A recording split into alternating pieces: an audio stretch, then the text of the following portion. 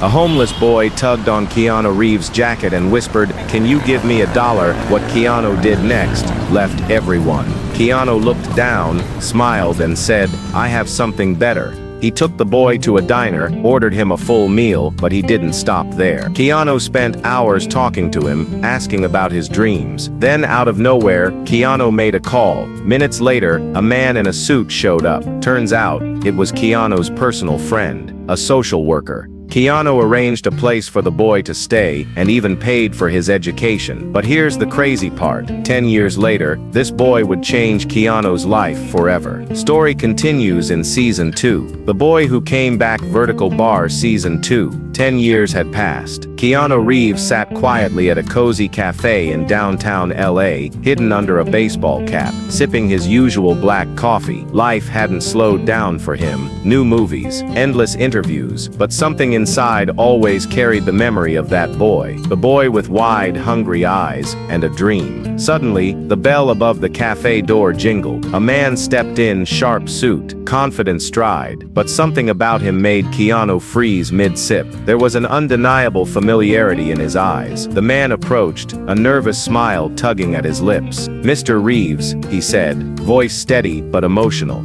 "You might not remember me." Keanu squinted, heart pounding. The cafe seemed to blur around him. "I was the boy," the man whispered. "You saved me." Shock rippled through Keanu's body. The room seemed to grow quieter, like the universe itself was holding its breath. The man slid into the booth across from him and pulled out a small, worn notebook. The same notebook Keanu had bought him at that diner a decade ago, urging him to write down every dream. "I followed your advice," the man said, flipping it open to reveal pages filled with blueprints, designs, and sketches. "I became an architect, and now, I want to build something for you." Keanu leaned in, still unable to find words. "A shelter," the man continued, voice thick with emotion. "For kids like me, a place where they can eat, sleep, and dream safely, all inspired by you." Keanu swallowed hard, feeling the weight of the moment. His hands trembled slightly as he closed the notebook and looked up. But just as he opened his mouth to respond, the door slammed open.